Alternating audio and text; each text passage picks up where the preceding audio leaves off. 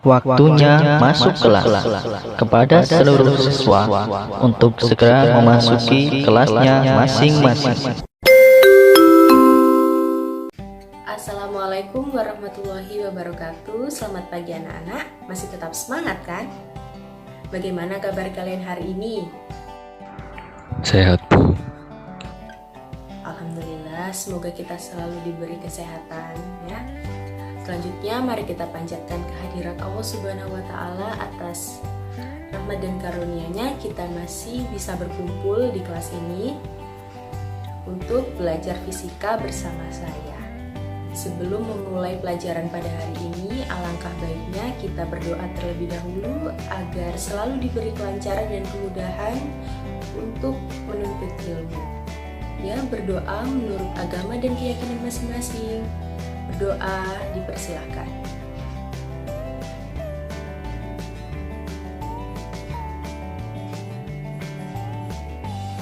Berdoa selesai. Sebelum memulai pelajaran, Ibu akan mengabsen terlebih dahulu ya anak-anak. Ya, saya panggilkan. Dinda hadir. Dinda hadir, Bu. Siti hadir.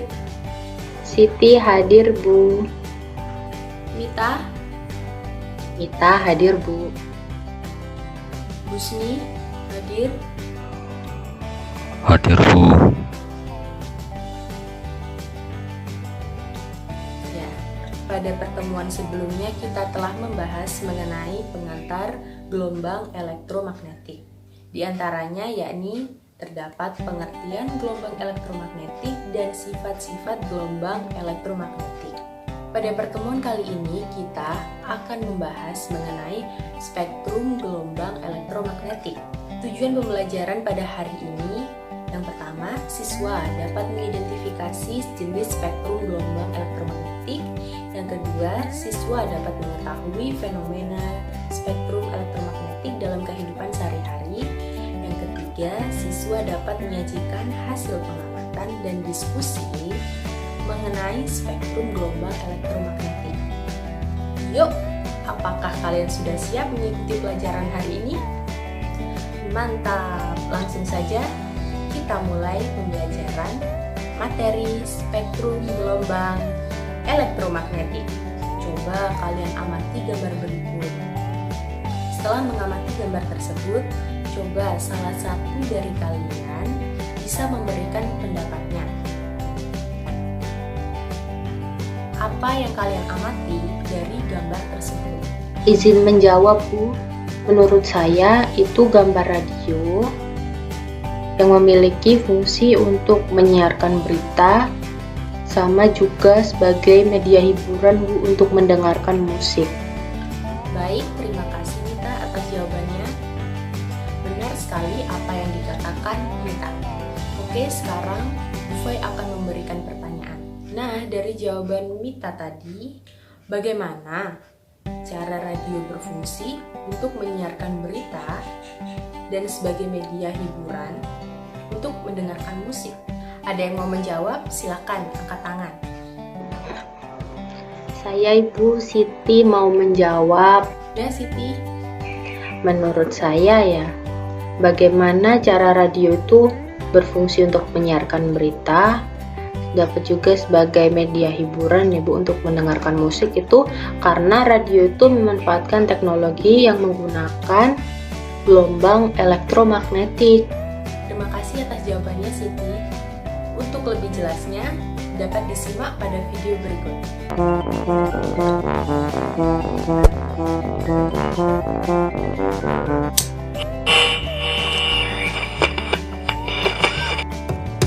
Siapa yang tidak kenal radio? Pada era teknologi canggih seperti sekarang, mustahil orang tidak mengenal radio. Radio memiliki peranan penting dalam kemerdekaan Indonesia.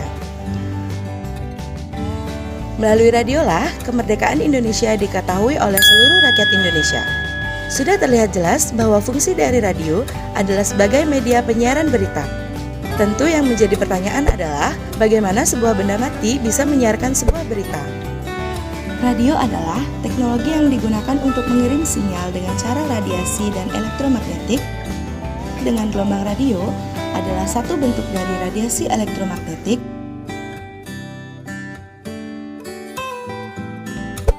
Gelombang radio sendiri memiliki frekuensi 100.000 Hz sampai dengan 100 miliar Hz, sementara gelombang audio merambat pada frekuensi 20 Hz sampai dengan 20.000 Hz. Nah, selanjutnya kita akan berdiskusi mengenai spektrum gelombang elektromagnetik.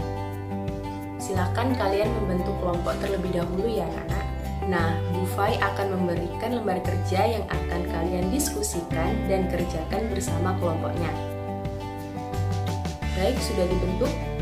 Berikut akan saya tayangkan terlebih dahulu cara pengerjaan lembar kerjanya. Disimak baik-baik ya anak-anak. Nah, ini saya tampilkan lembar kerjanya ya anak-anak yang akan kalian kerjakan dan diskusikan dengan teman sekelompoknya ya. Silakan dikerjakan baik-baik ya. Isi kelas, kelompok, dan nama anggotanya ya. Nah, pada topik radiasi elektromagnetik dengan subtopik yang akan kita bahas spektrum elektromagnetik dengan tujuan yang pertama menyebutkan sifat-sifat gelombang elektromagnetik berdasarkan frekuensi dan panjang gelombangnya. Yang kedua untuk menganalisis sifat-sifat gelombang elektromagnetik. Yang ketiga mengidentifikasi spektrum gelombang elektromagnetik. Terdapat petunjuk dan langkah-langkah diskusi ya. Sebelum berdiskusi dengan kelompokmu, siapkan literatur terlebih dahulu mengenai materi yang akan dibahas dan dikerjakan pada lembar kerjanya. Kedua, perhatikan gambar berikut. Kemudian isi pertanyaan-pertanyaan permasalahan di sini dan diskusikan dengan kelompok ya. Kemudian buat kesimpulan dari hasil diskusinya. Setelah itu saya akan panggil satu-satu perwakilan kelompok untuk mempresentasikan hasil dari lembar kerja yang telah dikerjakan ya. Oke, selamat bekerja dan tetap semangat. Saya beri waktu pengerjaannya selama 30 menit ya. Sedikit lebih lama dari beberapa menit kemudian.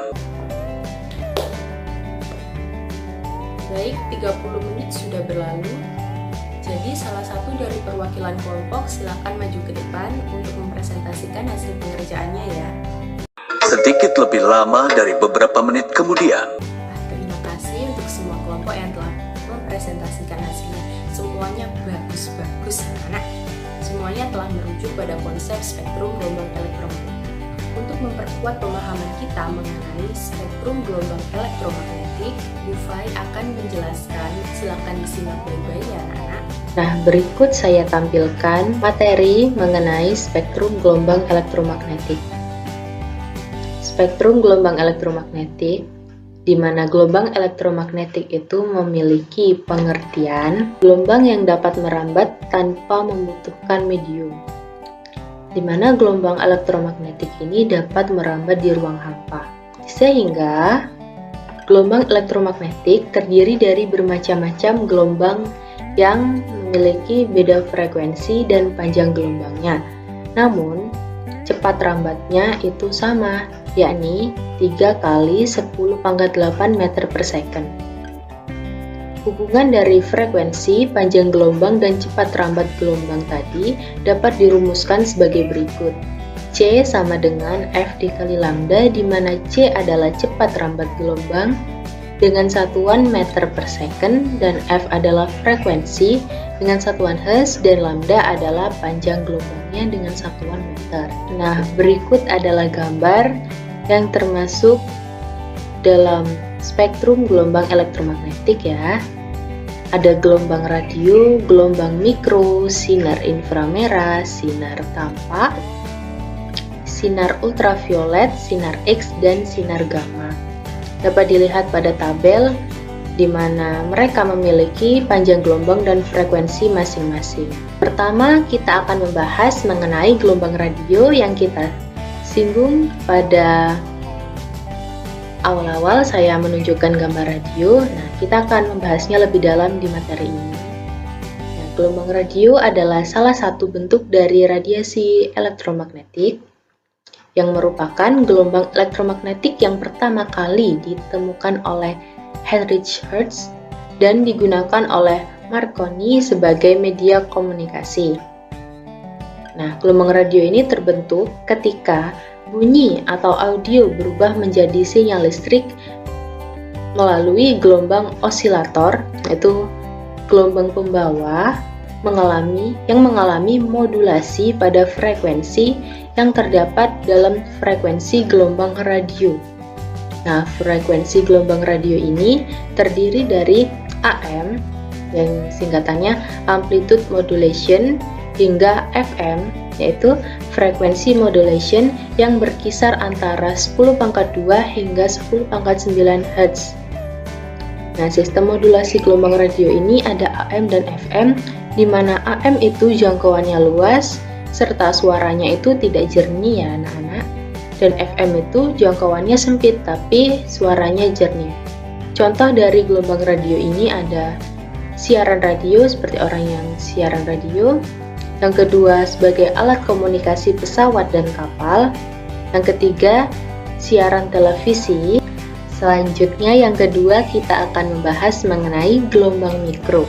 Gelombang mikro itu memiliki pengertian merupakan gelombang elektromagnetik dengan frekuensi super tinggi, SHF, yaitu super high frequency, yaitu di atas 3 GHz, yaitu dalam satuan Hz 3 kali 10⁹ ya. Contoh dari gelombang mikro ini ada microwave dan radar. Microwave itu yang biasa ada di rumah untuk menghangatkan makanan ya. Nah, yang tahu. Ya, jarak suatu benda yang dicari oleh radar dapat dirumuskan sebagai berikut. S sama dengan C kali delta T dibagi 2. S adalah jarak benda dengan satuan meter, C adalah cepat rambat gelombang meter per second, dan delta T adalah selang waktu pengiriman pulsa dengan satuan second, pulsa radarnya ya. Selanjutnya, yang ketiga kita akan membahas mengenai gelombang inframerah. Gelombang inframerah ini ditemukan secara kebetulan oleh Sir William Herschel. Bisa-bisanya ya, secara kebetulan menemukan gelombang inframerah ya. Sir William ini adalah astronot kerajaan Inggris ketika sedang mengadakan penelitian tentang teleskop astronomi, dan ternyata spektrum cahaya matahari itu ikut teramati. Nah, sinar inframerah ini dihasilkan oleh elektron dalam molekul-molekul yang bergetar dan kemudian terurai menjadi beberapa molekul yang berbeda karena benda yang dipanaskan. Jadi setiap benda panas itu pasti memancarkan gelombang inframerah. Ya, gelombang inframerah memiliki jangkauan panjang gelombang antara 1000 nanometer dan 1 mm. Sinar inframerah ini meliputi daerah frekuensi 10⁻11 Hz sampai 10⁻14 Hz atau daerah panjang gelombang 10⁻⁻4 cm sampai 10⁻⁻1 cm. Contoh dari gelombang inframerah ini yaitu yang pertama remote control. Nah, itu ada gambarnya ya, remote TV itu lampunya tuh ada pemancar inframerah. Untuk alarm pencuri yang ketiga contohnya yaitu kamera pendeteksi panas. Nah, itu dapat dilihat gambarnya sebelahnya remote ya. Selanjutnya kita akan membahas mengenai sinar tampak. Gelombang sinar tampak itu merupakan gelombang elektromagnetik yang bisa dilihat oleh indera penglihatan manusia. Ya, seperti pada gambar itu. Nah, macam-macam dari sinar tampak ya. Warna-warna dalam spektrum sinar tampak itu ada warna ungu, nila, biru, hijau, kuning, jingga, dan merah, serta panjang gelombangnya dapat dilihat di tabelnya ya anak-anak. Contoh dari sinar tampak ini dapat membantu penglihatan mata serta sebagai sumber energi. Selanjutnya ada sinar ultraviolet. Nah, cahaya ultraungu ini atau sinar ultraviolet ini sebenarnya bagian dari spektrum warna. Namun, indera penglihatan manusia tidak mampu melihatnya karena ultraungu mampu menembus kulit manusia, bahkan bisa mengubah struktur sel pada manusia, ya. Pada kadar rendah, cahaya ultraungu ini dapat membantu pembentukan vitamin D. Makanya sinar UV itu bagus untuk tulang, ya. Namun pada kadar tinggi bisa menimbulkan kanker kulit. Cahaya ultraungu ini berada pada panjang gelombang antara 3 nanometer hingga 380 nanometer. Macam sinar ultraviolet yang pertama ada sinar UVA, itu dapat dilihat pada gambarnya ya, adalah sinar yang panjang atau cahayanya hitam. Untuk sinar UVB itu menengah, di tengah-tengah, dan sinar UVC itu adalah pendek. Contoh dari sinar UV ini adalah pada proses fotosintesis tumbuhan, tempatnya ya, untuk pembentukan vitamin D dan untuk mengecek keaslian uang dan tanda tangan di bank. Nah, seperti pada gambar itu, mesin untuk mengecek keaslian uang di bank dengan menggunakan sinar ultraviolet. Nah, selanjutnya ada sinar X. Sinar X ini ditemukan oleh Wilhelm Röntgen pada tahun 1823 sampai 1923 pada saat melakukan percobaan hamburan elektron bertegangan tinggi. Panjang sinar X ini antara 0,03 nanometer hingga 3 nanometer. Sinar X ini mampu menembus struktur lunak seperti daging dan kayu, kecuali struktur padat seperti tulang ya. Dengan kemampuannya menembus daging ini, maka struktur tulang atau rangka bisa tampak pada layar film. Nah, itu seperti gambar. Rangkanya manusia kelihatan ya. Contoh dari sinar X ini adalah untuk memeriksa barang di bandara. Nah, itu gambar yang atas. Itu adalah gambar untuk memeriksa barang di bandara. Jadi kelihatan dalamnya ya. Yang kedua itu untuk analisis struktur bahan, yang ketiga untuk memotret organ tubuh pada membantu diagnosis kedokteran ya. Selanjutnya ada sinar gamma.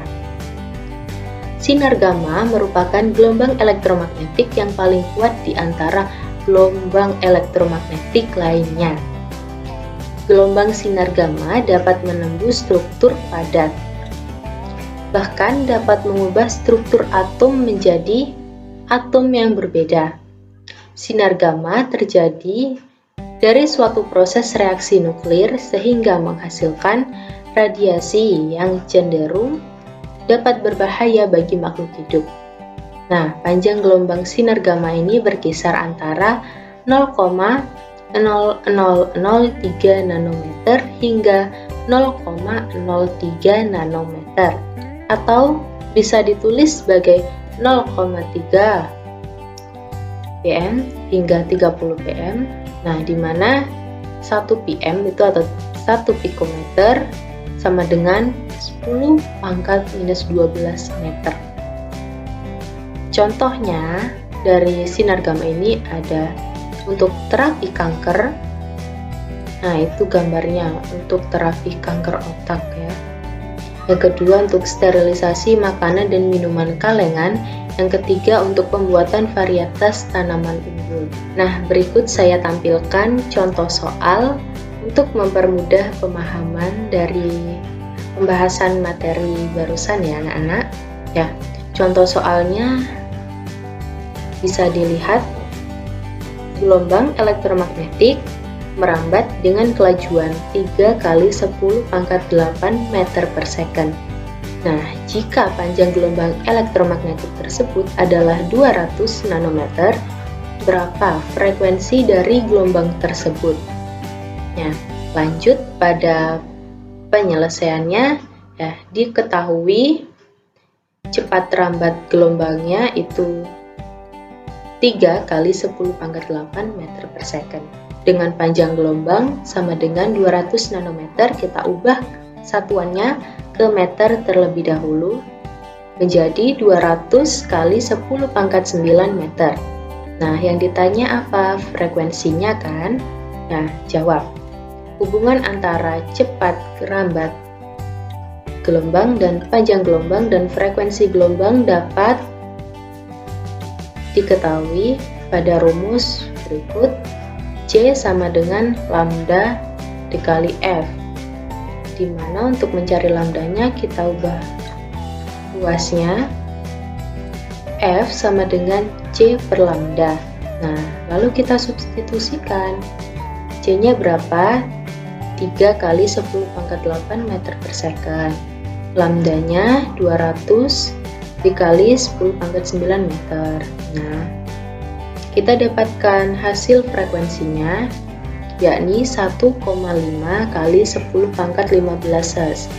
Jadi, frekuensi gelombang tersebut adalah 1,5 kali 10 pangkat 15 Hz. Begitu penjelasan dari Bu Fai, apakah bisa dipahami anak-anak? Atau adakah yang ingin bertanya? Silakan.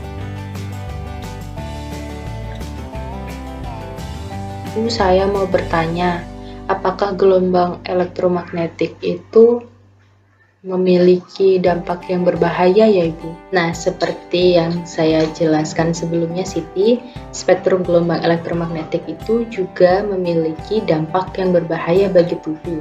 Nah, seperti pada sinar gamma, ya, sinar gamma itu memiliki dampak yang berbahaya karena sinar gamma itu terjadi dari suatu proses reaksi nuklir sehingga menghasilkan radiasi yang cenderung berbahaya bagi makhluk hidup karena sinar gamma itu dapat merusak struktur sel dari manusia. Begitu pula pada sinar ultraviolet juga dapat mampu menembus kulit manusia, bahkan bisa mengubah struktur sel. Jika kita terpapar dengan kadar tinggi, dapat menimbulkan kanker kulit. Untuk lebih jelasnya, kita akan membahas pada pertemuan berikutnya, yakni bahaya radiasi elektromagnetik. Baik, apakah ada yang bertanya lagi?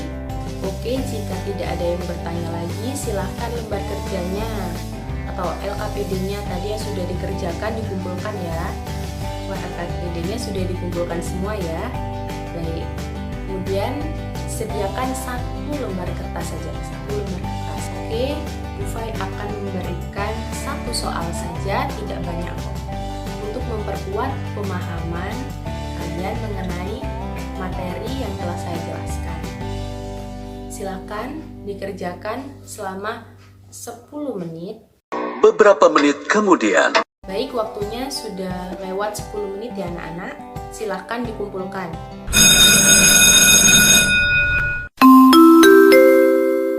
Seluruh pelajaran hari ini telah selesai. Sampai jumpa besok pagi dengan semangat belajar baru. Saya rasa sudah cukup untuk pertemuan hari ini ya, anak-anak. Terima kasih. Saya yakin kalian sudah cukup paham. Jangan lupa ya untuk membaca terlebih dahulu materi berikutnya untuk persiapan pertemuan selanjutnya. Oke, tetap semangat dan jaga kesehatan ya anak-anak. Bu Fai akhiri. Wassalamualaikum warahmatullahi wabarakatuh.